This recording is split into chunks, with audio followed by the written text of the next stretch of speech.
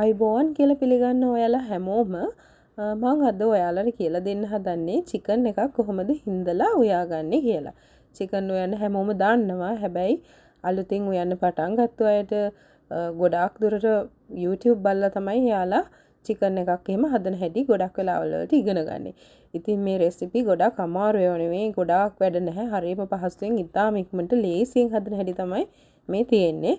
Chicken හදන ක්‍රමත් ගොඩක් තියෙනවා. මේ එක විදිහක්. මෙතන මම අරන් තියෙනවා චිකන් ග්‍රෑම් 500ක් විතර. මම හොඳට පිරිසිදු කරලා ඊට පස්සේ මට අවශ්‍ය ප්‍රමාණය කෑලි වලට තමයි මේ කපන්න තියෙන්නේ. මේ කෑලි ගොඩක් ලොකුත් නෑ. ගොඩක් පොඩිත් නෑ. මධ්‍යම ප්‍රමාණයේ කෑලි වලට තමයි මම මේ කපලා අරන් තියෙන්නේ. මට 500ක් විතර ප්‍රමාණයක් හොඳටම ඇති නිසා. ඊට පස්සේ මම දැන් මේකට ලුණු එකතු කරගන්නවා. තේ හැඳි භාගයක් කාලක් විතර. ඊට පස්සේ මේ එකතු කරන්නේ ගම්මිරිස් නම් මම පුරවලම තේ හැන්දක් එකතු කරගන්නවා. කහත් ටිකක් දාගන්නේ. දාගෙන මම අමු 3-5 පුරවලා තේ හැන්දකුයි බැදපු 3-5 වලිනුත් පුරවලා තේ හැන්දක් මේකට එකතු කරනවා. ඊට පස්සේ සියඹලා කෑල්ලකුත් දාලා මම මේක හොඳට කලවම් කරගන්නවා.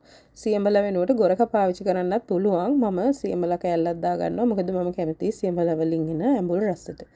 ඉතින් මම මේක හොඳට කලවම් කරලා පැත්තකින් තියා ගන්නවා. මොකද මේක මේ විදිහට හොඳට කලවම් කරලා පැත්තකින් තිබ්බහම අපි මේ කරිය කිව්වහම මේක හොඳට පදම් වෙලා තියෙන නිසා හරිම රසයි. ඉතින් මම මේක පැත්තකින් තියලා ඊට පස්සේ මම කරන්නේ මේකට අවශ්‍ය ඉතුරු කලමනාක ටිකත් ලෑස්ති කරගන්න එක. බලමු අපි ඊට පස්සේ මොනවද අවශ්‍ය කියලා. මේතන මම අරන් තියෙනවා කරපිංචා, ලුණු, රම්පේ, අමු මිරිස්, ඉඟුරු සුදු ලුණු, කරාමි නැටි සහ එනසල්. මෙතනින් මම කරාමි නැටි දෙකකුයි එනසල් ඇටයකුත් එක්ක ඉඟුරු සුදු ලුණු ටික හොඳට වංගෙඩියකට දාලා කොටලා හදා ගන්නවා. ඊට පස්සේ මැටි ඇතිලියක් ලිපේ තියලා තෙල් මේස හැඳි දෙකක් විතර දා ගන්නවා.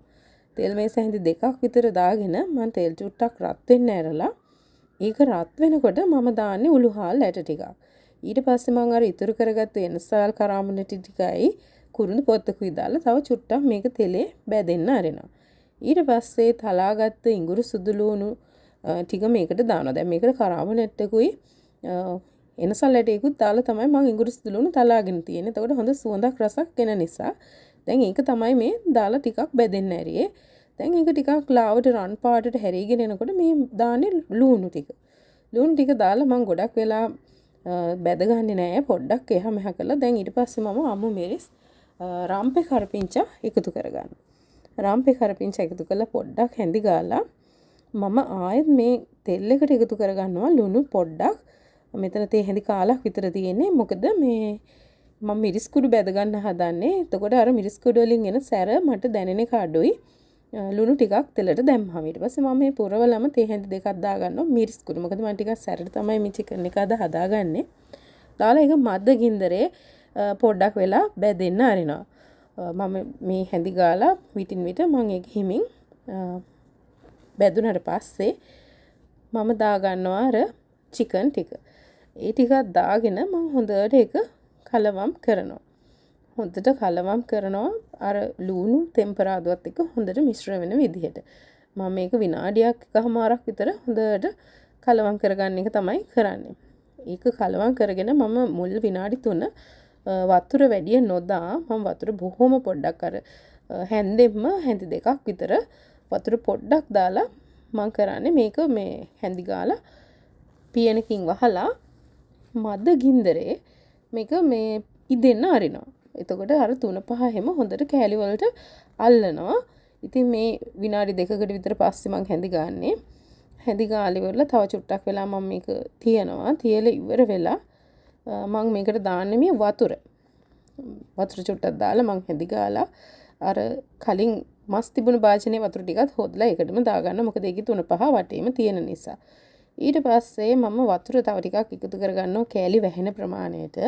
මොකද මස් ටිකක් තැම්බෙන්න ඕනි. එතකොට තමයි හොඳ. සාමාන්‍යයෙන් මස් වගේ දේවල් මම ටිකක් වැඩිපුර උයනවා.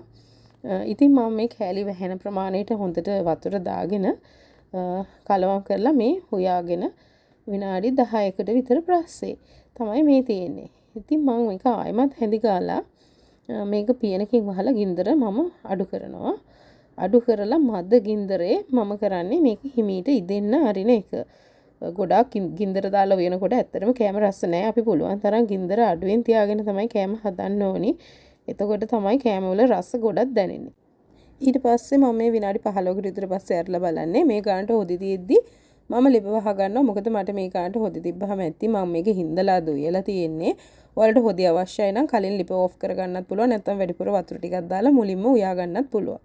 මොකද මම මේක අද හොදි එලවලුවක් විදිහට වැටකුළු හදලා තියෙන නිසා තමයි මම මේ හින්දලා උයන් තියෙන්නේ. ඔයාලත් මේ විදිහට චිකන් කරි එක හදලා රසද කියලා මටත් කියන්න. අදත් මාව අහගෙන හිටියට බලාගෙන හිටියට ඔයාලට ගොඩක් ස්තුතියි. එහෙනම් වෙන වීඩියෝ එකකින් අපි ආයෙත් හම්බෙමු. බොහොම ස්තුතියි.